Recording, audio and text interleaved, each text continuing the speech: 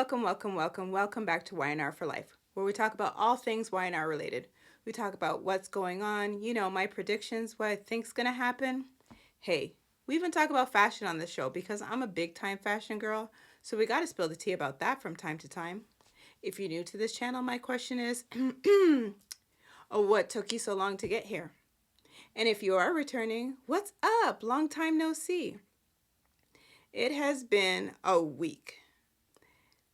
So much so that I may just kibosh some of it and kind of like highlight certain people. I don't know. Like whatever it will be, that kind of thing. So we're going to see. But a couple of disclaimers before we get on into it. If you don't want to know what's going on, you kind of want to get caught up on your own, this might not be what you want to see or hear, but I am so grateful that you are here. And if I happen to not mention something, it could be one, I plumb forgot, or, it just wasn't newsworthy. It's the nature of the beast. That's what I like to say. It is what it is. All right, and lastly, if you like this type of content, you like what you see, you like what you hear, it would be so kind if you hit that like and subscribe. Hit it, and hit the bell notification, ding, so that you don't miss a single video that I post here on Y&R For Life. So we're going to kind of just get right down into it. All right. Okay, so at the beginning of the week, we pretty much realized again that we already knew that little Harrison has been missing. So we're kind of going to talk about the Newman clan first, right? So little Harrison is missing along with Claire, aka the new Newman. All right, because Jordan, she took them all away. Once again, last week I'm like, how did she do this? She drugged Claire. What did she do to poor Harrison? Because he was completely lucid. How did she? You trying to tell me that she went into the house twice? Yeah, I'm not buying it, but whatever. And I don't see her lugging both of them out, a drugged out Claire and a talkative Harrison. I just don't see it. But they are out of the house. Okay, so we see the truck driver, I guess the floral delivery guy, Dave. He's there with Victor and Jack and Kyle, who, is kind of, he's upset. He's losing his noodle as usual, and he's well within his rights. And Dave, basically, he didn't want to talk. Bad move, Dave. He was like, yeah, no, I was told that I wouldn't be a part of any of this, like whatever. Anyway, I think the wrath of Victor made Dave start talking. I mean, wouldn't you? Just saying. Okay, so they had already offered him, I believe it was $100,000. And so Dave, he starts to talk eventually. And he basically says that, she offered him, I guess, $10,000, $5,000 up front, and $5,000 once completed or whatever, in order for him to let her have the getaway vehicle. And it's because she sat next to him at a bar and she basically knew his whole history. I find this extremely comical. So are you telling me that Jordan researched this guy for like weeks in order to be able to do this? Writers, come on. This was so far-fetched. Because she knew about his gambling debts and she just a mess. So she paid him, I guess, the $5,000, and I don't know if he got the other $5,000, but maybe they said it, maybe they didn't. I don't know. So Dave sang like a bird and basically was rewarded and said that he will basically, like, in order for him to obtain that money from Victor and Jack or whoever, that he would have to leave town, never come back, that kind of thing. And he's like, but I like it here. Yeah, Dave, you got to go. So that was pretty much the end of Dave. Anyway, so we saw, now I'm going to be kind of skipping, so follow me here. Okay, so segue over to Victoria Cole at the tack house where they're doing their little reminiscing. Side note, we know they're going to get together at some point in time. Heck, they might even get married again. I don't know. But it might be one big happy family. Because Cole is trying the most. He even made pasta, what was it? Pasta pomodoro? I was like, okay, Cole, can I have some of that? Anyway, so Nikki had arrived over at Victoria's place, the tack house. And she basically was like, give me Claire's number. And she was like, Mom, like, what do you want this for? And she's like, I basically need to catch Jordan myself. And Cole's like, wait a minute, that's a bit of a, a sketchy situation, you don't know. Victoria is like, I don't think so. Not gonna happen, Mom.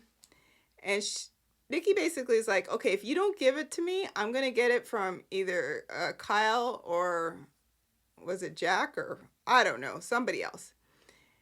And eventually Victoria broke down and gave her the number.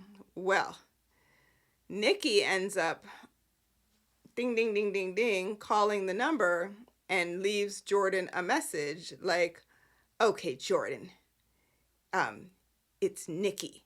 And you know what? You want me? You got me. And I'll meet you. And you better, okay, Nikki, you's a thug, a real thug. She just went off on the voicemail. Anyway, she's like, meet me at such and such place, whatever. Once again, the cleanest alley you have ever seen. Sure, they had a couple of things strewn on the ground, but overall, I was like, okay, righty then. All right. So Victoria praised her mom for, the fact that she was willing to help in any which way she could. And, she just kind of wants her mom to be safe. Of course you do. Why wouldn't you? That only makes perfect sense. Okay, so back to the fact that, Victor, Jack, and Kyle, the three amigos. Well, Kyle goes off, like he leaves, and Victor eventually, he leaves. We find Jack, he's kind of back at his place, milling about, going back and forth. Poor Jack is going through the ringer. Like, even Tracy told him because of Lil Harrison plus Ashley, which we will discuss Ashley with the painful episode. All right, let's kind of just go back and finish off the Newman host of characters with a side plate of Abbott's. All right, so Nikki goes to the alley and was like, okay, Jordan, I'm here. Jordan. Okay, Nikki. Like, we heard you. Well, let's kind of step aside for a sec and we're going to talk about Jordan. All right? And then we'll get back to Nikki at the cleanest alleyway ever. So Jordan is in some rusty-dusty motel room, probably not as rusty-dusty as the one when she, had her little other I know, disguise, but still a rusty, dusty motel where she has poor little Harrison up in there. And she basically, as you know, told Harrison that he was not wanted by his parents, which I thought was cruel. And yeah, she just went off on poor little Harrison, and that's why they gave you to me. She even offered him a peanut butter, I think, and jelly sandwich, and he was like, nope, don't want it. Calls her a witch. And yeah, she's like, oh, well, you're going to learn that there's consequences. Oh, alrighty. Jordan, you are like a certifiable nutcase. However, you're not going to harm the child. We all know this. You're not going to harm the child. But whatever. So she picks up the message from Nikki that she had left and was like, oh, Nikki, you know, you think that I don't know that this is a setup. But oh, how glorious it would be to, you know, watch you get drunk again, you know, for it to be coursing through your veins. And Jordan gives me a headache. Ugh. Anyway, so she's going to go back to Nikki. And she is again like, where are you at, Jordan? I'm here, this kind of thing. And she gets a message from Victor, Nikki now, saying, you know, come home because there's news about Jordan. Okay. Within this time,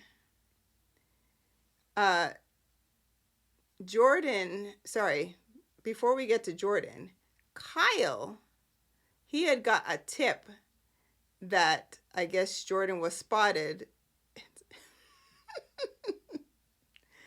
I believe it was inside a diner, which right behind him was the diner where it said diner.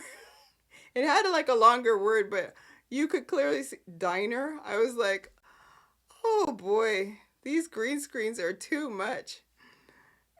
Yes, so he basically tells Jack, he calls up Jack saying that he got this tip.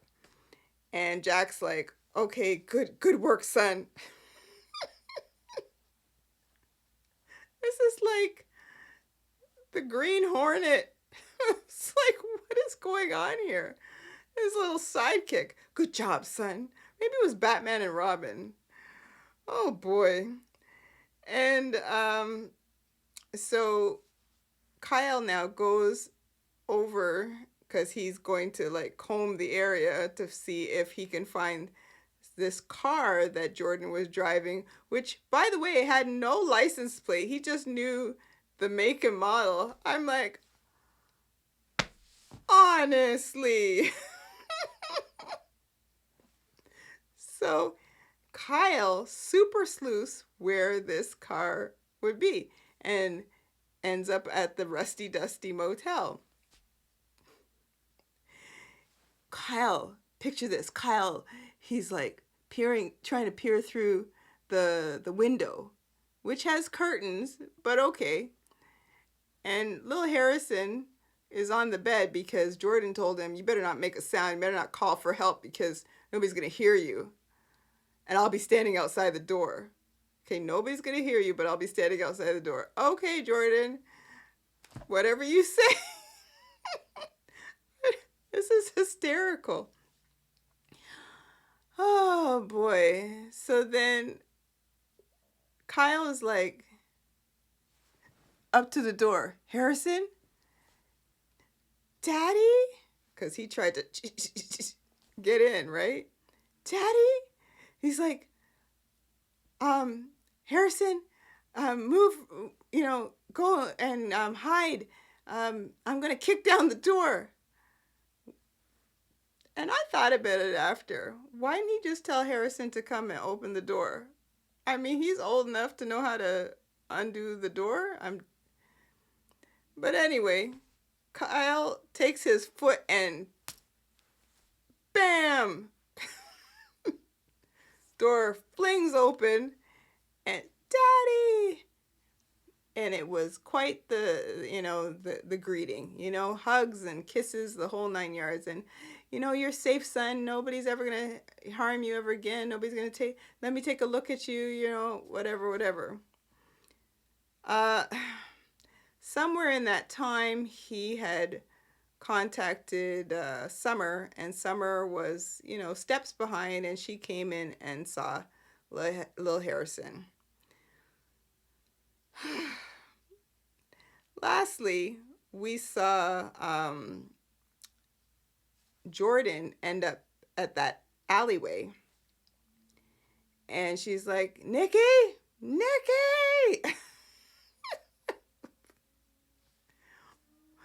Okay, if Nikki was there, do you have to scream so loud? Where do you think she would be? I'm confused. And just then, Victor comes in with, everybody's got chloroform, and covers her mouth. And lights out. She's gone.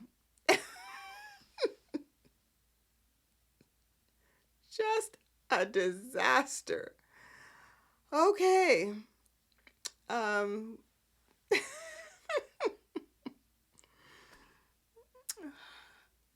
There's still more Newman stuff to go, but let's take a break from them for a minute. And if we need to go back, we will go back. Oh boy, just a mess.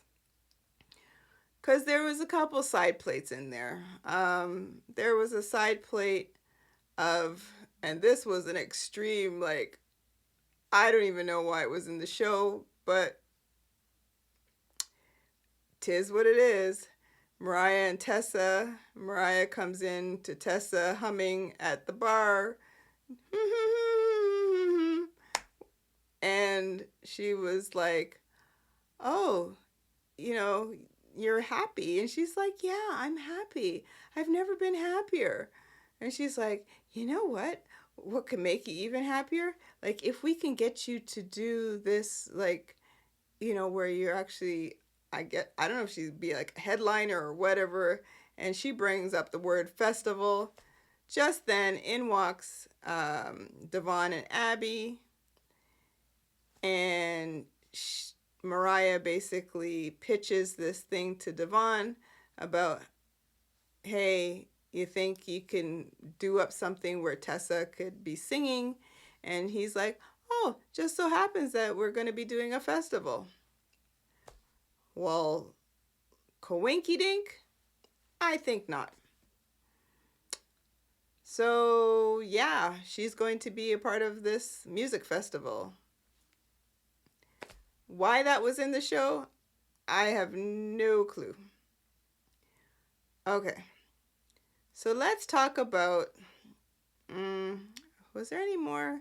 Yeah, we saw a bit of Connor where Chelsea and Adam had a Zoom call with him, and poor Connor looked bedraggled, but he claims that being where he's at, it's a good place, and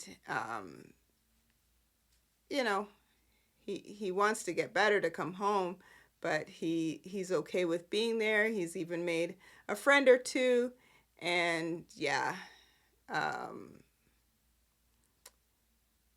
basically Chelsea and Adam, they end the call with poor Connor, because Connor's like, yeah, I gotta go.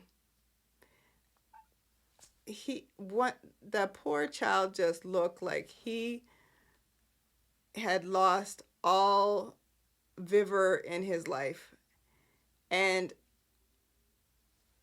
I feel for him, but I was like, could they make the poor child look any more worse? Maybe, but I don't know. So Chelsea and Adam are reeling over this. They're having like, you know, major, I guess, anxiety type issues over this. One blaming themselves, the other one blaming themselves, and just, that was me. But they just went on and on and on and on. And I was like, okay, if Connor isn't blaming you, why are you blaming yourself? Like, Connor didn't say that he got it from you or you. He just knows that he has something that he's got to deal with. So, in my head, this is my PSA to Chelsea and Adam. Get a hold of yourselves. I know it's very easy as parents to blame yourself, but you will be of no good use to Connor if you guys are in the depths of despair over your own skeletons in the closet. We know what the skeletons are. We've seen it over the years. Get it yourself together and help the child. Because next thing you know, the three of you will be there. Like, enough. That was my PSA for Chelsea and Adam. Okay? All right, was there any others? Well, we saw Aunt Meme for but a hot second in one of the episodes. And here's why. So we have to take it a step back. Okay, so there was a board meeting, and that was in order to vote to reinstate Nate on the board of directors. Well, Billy said no, Jill said no, and Lily, she basically said, yeah, no, not going to happen.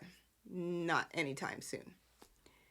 Which threw Devon for a loop, and Abby was like, oh, okay. Well, yeah, that was pretty much done for. Then there was a vote as it pertains to the lawsuit that Daniel has against them regarding Omegasphere and Princess Louisa, whether they should continue with the lawsuit or they should just scrap it and give him what he wants. Jill's like, let's scrap it. Billy's like, let's scrap it. And no, Lily's not having it. She's like, we would lose too much money. Like, we helped basically put Omegasphere on the map. Like, almost like Daniel didn't do much of anything.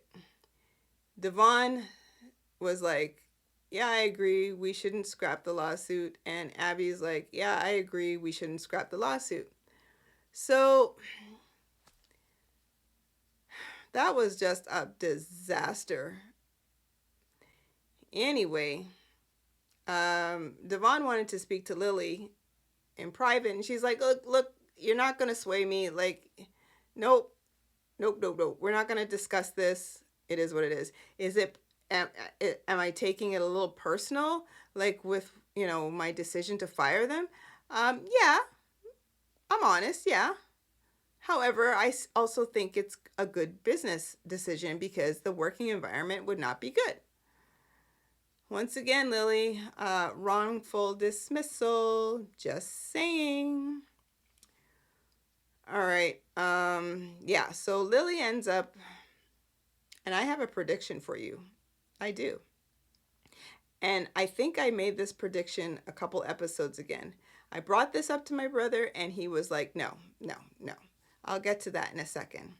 So Lily goes to Crimson Lights, and that's where Aunt Mamie was. So she basically says, that there was a vote in order to get Nate back on the board of directors, and it didn't go through. And Mamie was like, well, who did not agree?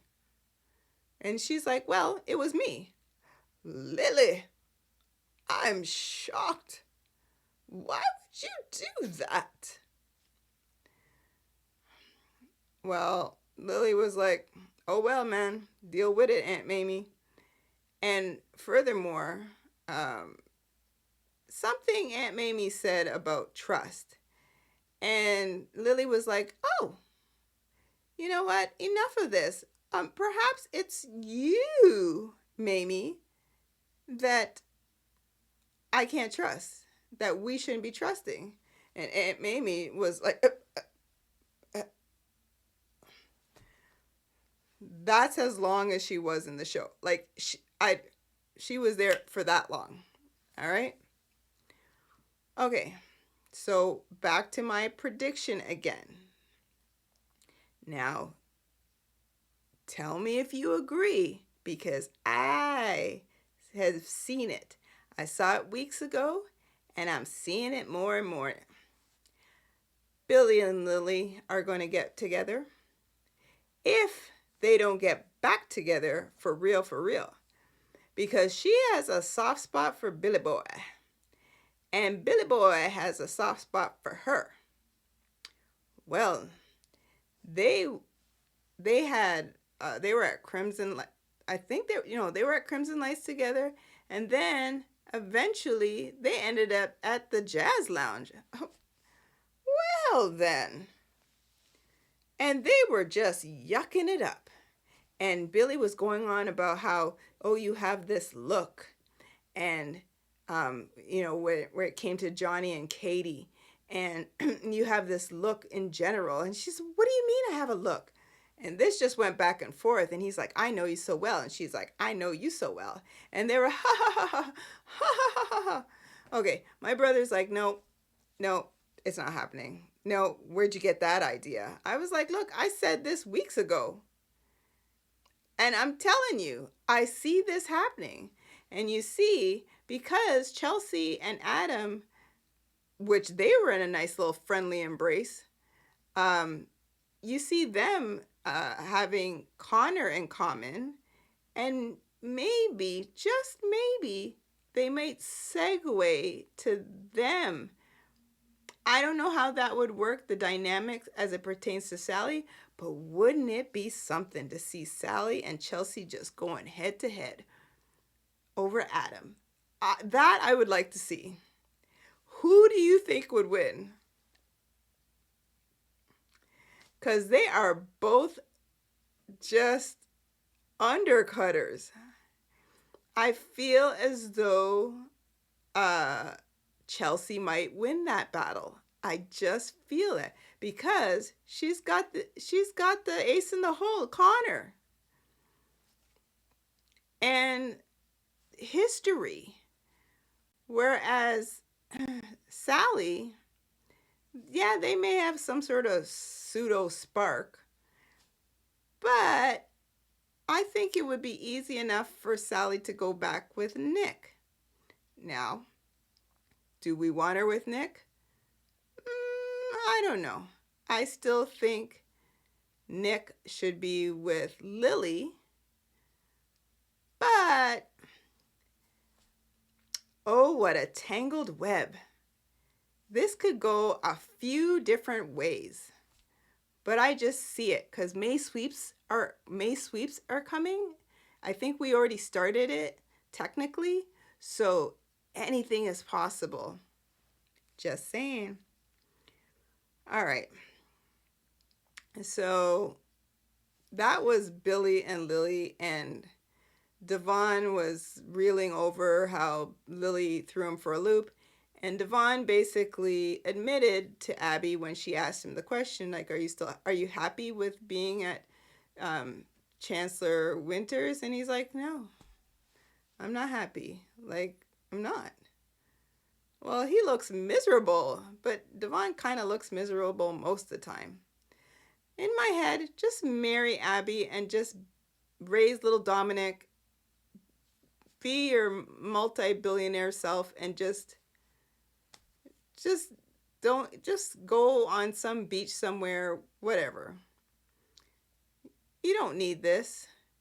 He may end up starting some other company just to rival Chancellor Winters, because it looks as though Billy and Lily may be, joining forces. Just saying. I feel that that's what's going to happen. And all hell is going to break loose. It is going to be fire. Okay. So that was pretty much them. We did see a side plate of Nick and Phyllis, where Phyllis was like, I just wish that, I knew about these psychos and you should have told me about these psychos, Nick. And I just, they saw little Harrison because he was saved, brought home. Everybody saw little Harrison and everything's good. Great. He went up to bed, had some sort of nightmare, and it was about the witch, aka Jordan. And basically, Summer is still blaming Claire, but eventually through the week she finds out from Nikki, her grandmother, that it was Nikki who kind of set things in motion by allowing Jordan to live after they had confronted her in the rusty dusty dungeon thingamabobber that she was in, with the crusty mattress. Okay. I think I had enough of the Newmans. We will end it off momentarily with what Victor has done. Okay. I think we're just going to talk about Victor and what he's done. And with Ashley, gosh, and so we learned of a new Ashley. I can't remember what her name is. Was it Daphne or I don't know. A new Ashley. And she's got a southern type accent going on. The painful episode. Oh, my Lanta. She's in this red and black, dress. And totally not anything that you would ever see her wearing. And she's at the jazz lounge asking for shots of tequila. And she's like, why don't you just give me one of those? And don't forget to put a little, lime and, and a little salt. And she's like, I was like, ooh-wee. And she's just yucking it up with the bartender, paying him compliment after compliment. This guy's feeling nice. Then she talks about her perfume, her parfum. That's her parfum. I bet you're wondering about my parfum and how it smells. And, it's called whatever the dickens it was called, femme or I don't know. And you might think, she's like, I made it, and some might think that I made it about myself, and maybe I did. But anyway, and she's there, shots of tequila. Then she eventually leaves the bartender alone. Bartender, run for your life. And she makes it over to the piano guy. And she's like, well, number 2, I hope you take, what was it? Requests. I hope you take requests. And this guy's like, bring, bring, bring, bring. I actually can play some piano, but for show purposes, bring, bring, bring. Oh, the piano guy. And he's like, he is falling for this hook, line, and sinker. Boy, I tell you, I was tickled. it was just annoying listening to her go on. And she's like, she tousled his hair. I wish I had hair to show you, but she tousled his hair and was like, you play it, you play it. I was like, oh, this is overkill. Oh. And yes, she was flirting with bring, bring, the piano guy. Well, Tracy had, I tell you, this week there was so much that happened, but Tracy ends up finding her. This was after she had like a little, meeting with Danny, which again, kind of didn't need to have her bump into Danny to have like a little conversation, but whatever. Um, I guess that was their segue, the writer's segue. It just, in my head, she went to try and look for Ashley. Just let her look for Ashley. She didn't need to stop and have like some drinks with Danny in order to look for Ashley. She eventually finds Ashley at the jazz lounge and was like, "Oh my, oh my goodness!" Push forward. She ends up having like, I guess it was a drink with Ashley. They were sitting down in the club area, and Ashley and the other Ashley and the other Ashley, because they sent Kid Ashley away. Like, can you keep track of all these Ashleys? Because the main Ashley, she been asleep on that bed for the longest time, eyes closed. But I feel like her outfit keeps changing. I'd have to go back and see, but whatever. It's not that important. So, yeah, that's a whole kind of nonsense. And story short, Tracy told Jack that they should bring in somebody for Ashley, someone that she trusts.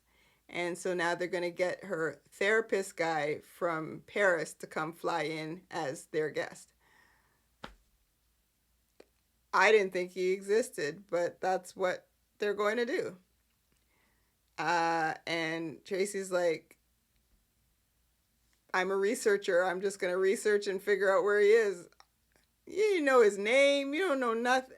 Okay, Tracy.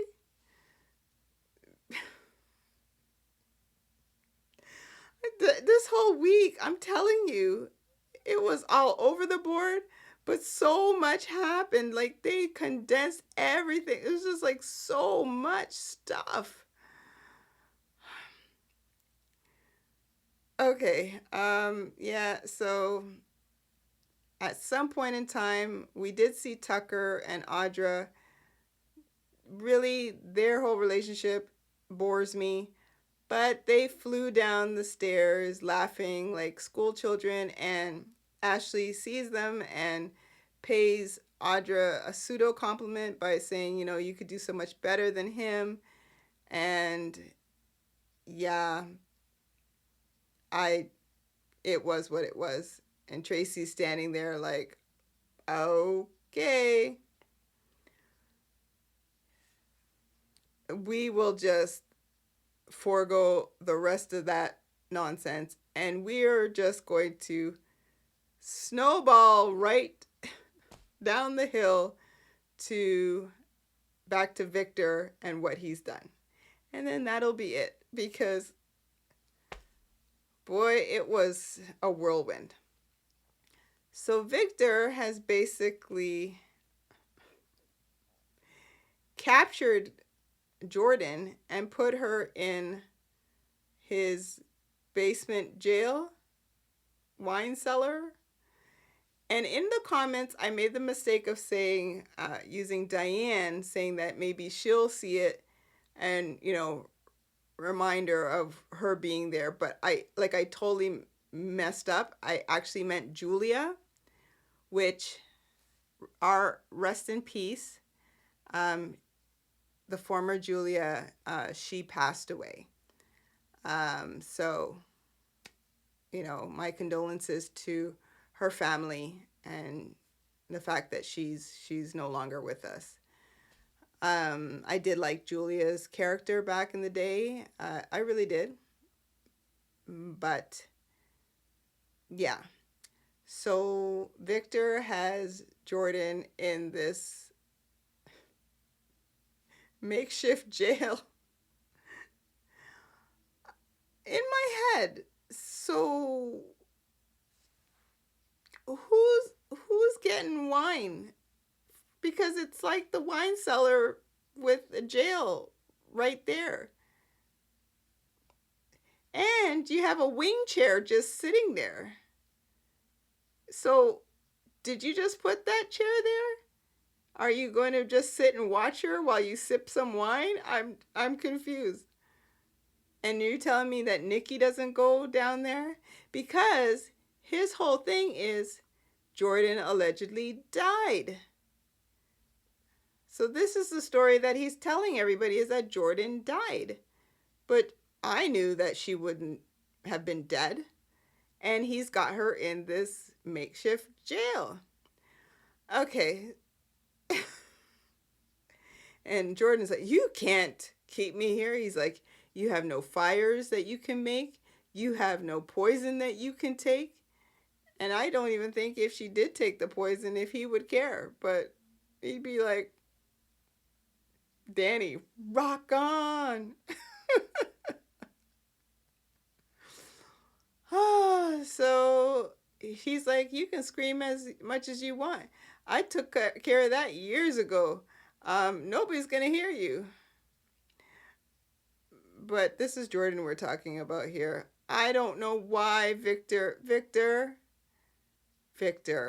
why do you have Jordan all up in your house? What is the point of this? Is this so that you could just go back and just watch her again, sitting there with a glass of wine, staring at her? She's going to start smelling a little funky. I'm just saying, if you keep her there. Why didn't you just turn her into the authorities? Just a little weird. But once again, I want to give it up to Victor, his security team, Jack, and his security team that I never knew he had, for cracking the case. Because clearly the GCPD, they can't do anything. Oh, I forgot one more thing.